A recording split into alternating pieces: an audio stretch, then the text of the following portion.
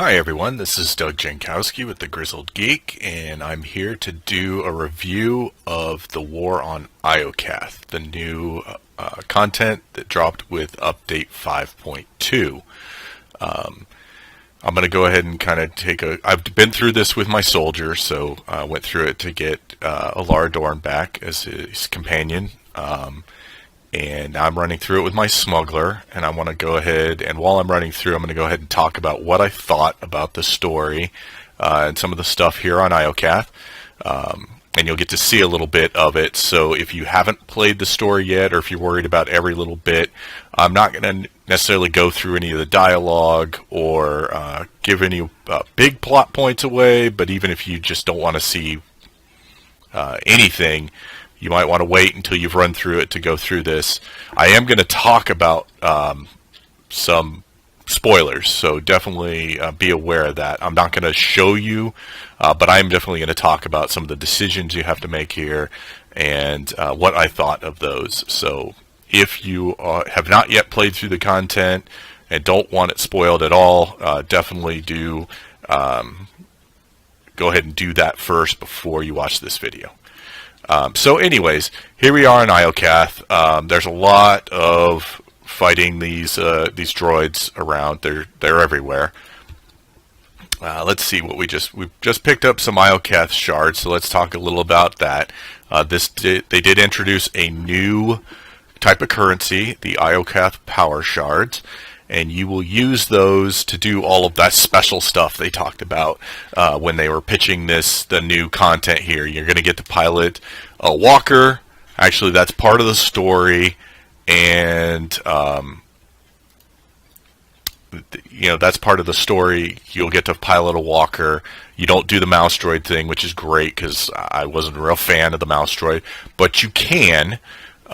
If you want to, you can spend power shards to pilot a mouse droid, you can spend power shards to pilot a walker, and you can spend power shards to take the form of one of the Iokath monitors. If you remember from that chapter, the Iokath monitors are those little things that are like a crystal shard shape almost, except for they're mechanical. They're about the same size as you are.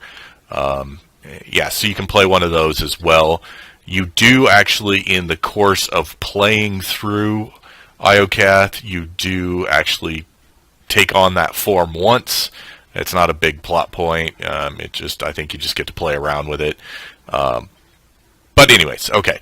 So you've got that. You also have, I believe we just picked up one here. You've got some Republic service medals.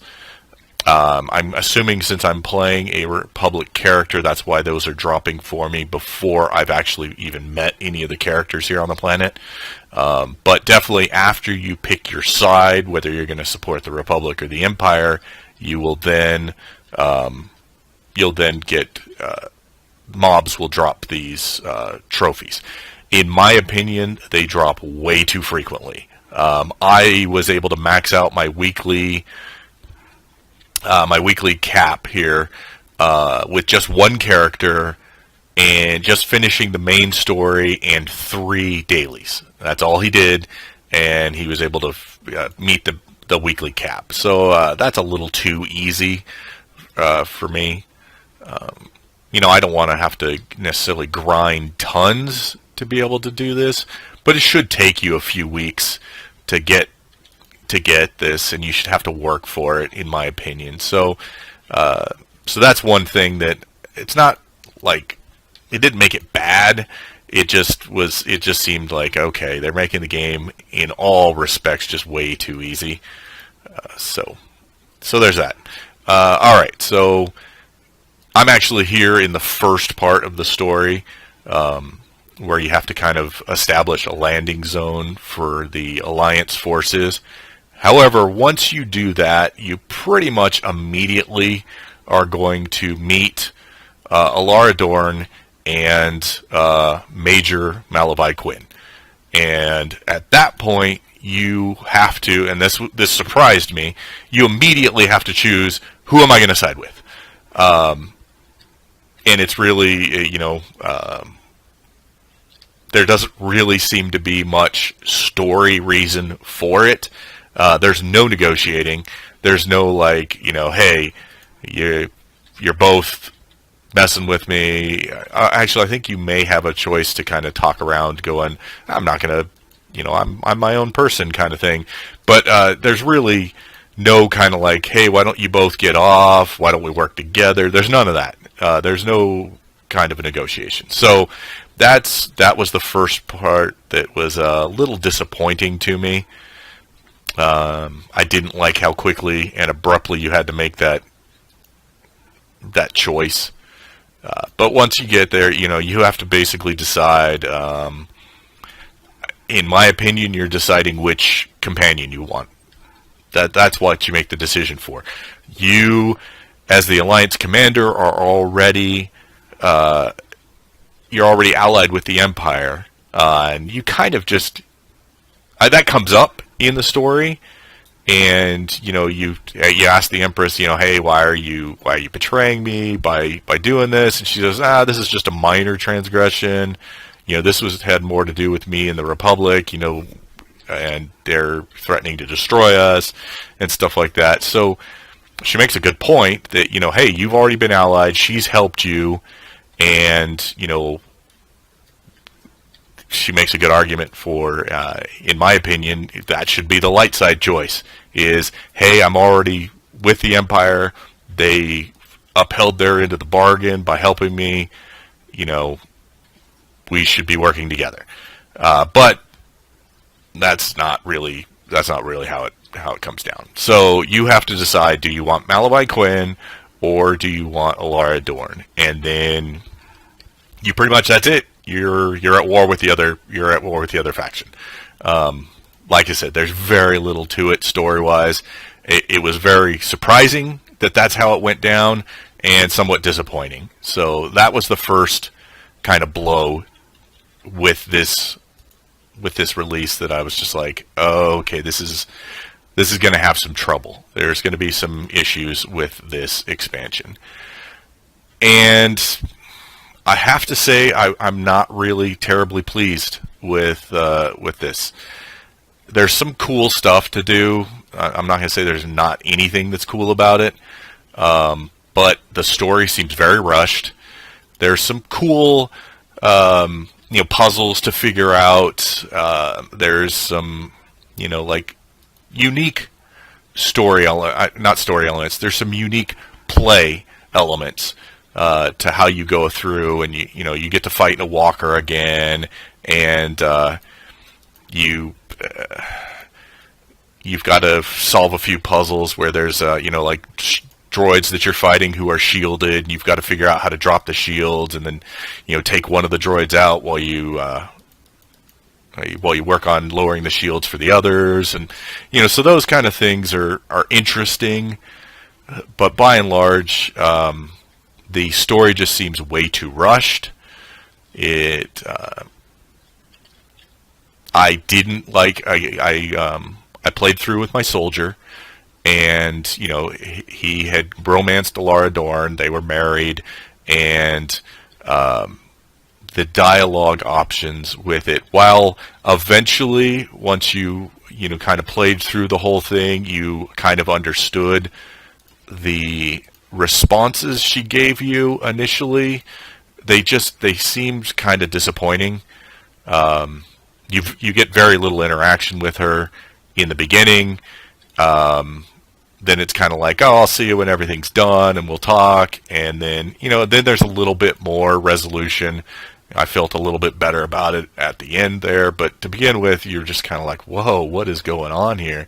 They didn't put any effort into reestablishing this companion.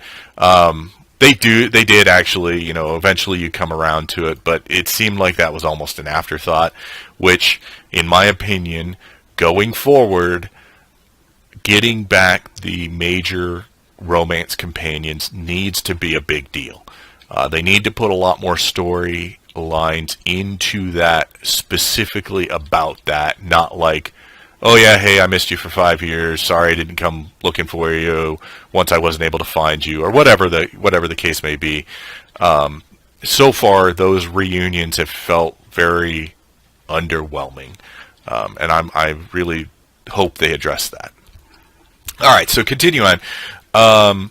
Once you then have gone through that initial choosing sides, you then are going to kind of find out the mystery of the Iokath super weapon. You're going to go and research that, or try and figure out what's going on. Try and stop whoever the opposite side. I'm not going to tell you which.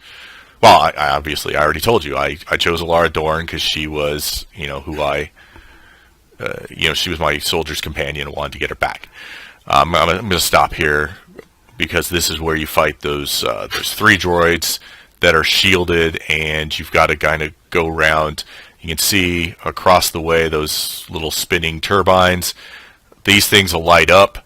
There's some places over here where you go and grab power spheres, and you go and put them into the power ports, and that will then cut the power to the droid on that side, and it'll give you a chance to destroy that droid, and then you'll do that with the one on the other side, and then once that's done, you can take out this one in the middle.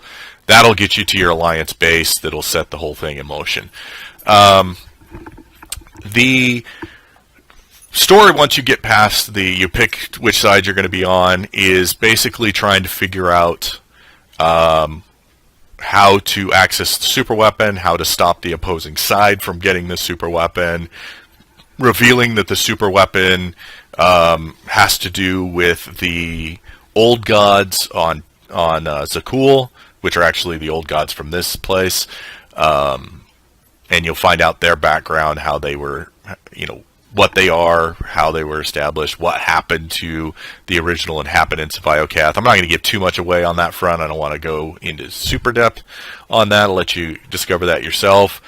Then once you've accomplished that, it kind of opens the way to the new operation, which you can open up the first part of.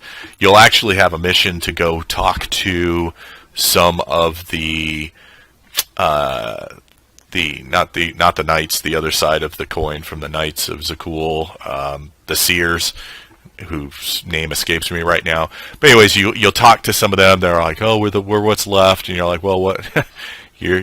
I, as a player, I'm kind of, "Well, what happened to you? Because I never saw you again. You really didn't do anything to help me against Archon or any of the other stuff, or the Emperor or anything else." So, okay, it's like the writers forgot about him until now, and they're like, "Oh, now there's this prophecy that you're going to take these people on, but we don't know what's going to happen." So you have that encounter, and then once you have your encounter with the person on the other side who you've chosen to oppose, either Asina or Jace Malcolm. Once you've stopped them from getting the super weapon, you're pretty much there. You're ready to go into the operation, and then you can go into the dailies as well. I started working on some of the dailies, played around with them a bit. Some of them are easy. Like these caretaker droids are everywhere. It is no problem getting the kills. It takes a while, and they'll drop a lot of of these the crystal shards, and they drop a lot of the trophies for the reputation. But other than that, it's just a lot of rinse and repeat. Some of the other ones are kind of a pain trying to find all of the things for. There's kind of like a macro binocular type mission where you're supposed to find things of interest. Those are hard to find. I saw when I was playing through, people in the chat were constantly, "Hey, where do you find these?" "Oh, I've only found one. I've only found two." So it was kind of a problem for everybody, it seemed like. Some of the dailies are PvP oriented. Some are oriented towards piloting the new items, either becoming a monitor or piloting a walker or whatever, and doing stuff with those. Now, you won't be able to probably early on pilot a walker. It costs a whole lot of these power shards. I think it's 50 to do the mouse droid. It's more than that, 100 or 200 to be the monitor, and even more to do the walker. You can also buy things like stealth field generators, portable turrets, so you can do some interesting things with that. But yeah, I was really looking forward to the daily area, and to be fair, I've only done it once, and I didn't do them all, and I've only done it on the Republic side, supporting the Republic. So I'm not sure what all of them are. I know that just by the time I'd finished the story and battling all of these random droids all over the place, I was kind of burnt out. I didn't feel like grinding through the dailies again. I'll give it another try a little on, but overall, this was one of the weakest elements of the whole Knights of the Eternal Throne, Knights of the Fallen Empire thing. For the most part, I liked most of the chapters of both of those, and I've liked a lot of the side missions and stuff, but not all.